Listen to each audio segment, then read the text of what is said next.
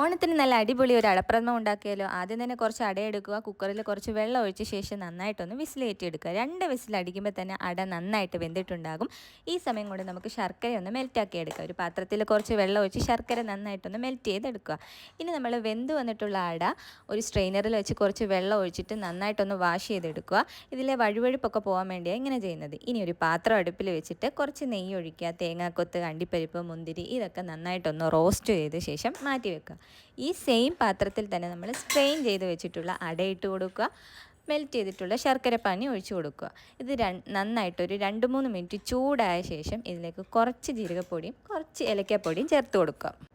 ശർക്കരയൊക്കെ നന്നായിട്ടൊന്ന് കുറുകി വരുമ്പോഴത്തേക്കും തേങ്ങയുടെ 2-ാം പാൽ ചേർത്ത് കൊടുക്കാം. 2-ാം പാൽ ചേർത്ത് കൊടുത്തു കഴിഞ്ഞിട്ട് ഒരു 5-10 മിനിറ്റ് നന്നായിട്ടൊന്ന് ചൂടാക്കി നന്നായിട്ടൊന്ന് വറ്റിച്ചെടുക്കണേ. ഇത് നന്നായിട്ട് വറ്റി വരുമ്പോഴത്തേക്ക് 1 സ്പൂൺ നെയ്യ് ചേർത്ത് കൊടുക്കാം. നെയ്യ് കൂടി ചേർത്ത് കൊടുത്ത ശേഷം പിന്നെ ഒരു 2-3 മിനിറ്റ് നന്നായിട്ടൊന്ന് വറ്റിച്ചെടുക്കുക.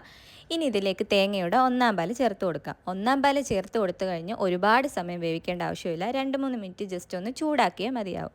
അങ്ങനെ 1-ാം പാൽ ചേർത്ത് കൊടുത്ത ശേഷം 1 സ്പൂൺ നെയ്യും കൂടി ചേർത്ത് കൊടുത്തിട്ട് നമ്മൾ മൂപ്പിച്ച് വെച്ചിട്ടുള്ള തേങ്ങാക്കൊത്ത്, അണ്ടിപ്പരിപ്പൊക്കെ ഇതിലേക്ക് ആഡ് ചെയ്ത് കൊടുക്കുക. നമ്മുടെ അടപ്രഥമൻ റെഡി ആയിട്ടുണ്ട്. നല്ല മണവും ടേസ്റ്റുള്ള അടപ്രഥമൻ എല്ലാവരും ട്രൈ ചെയ്ത് നോക്കണേ.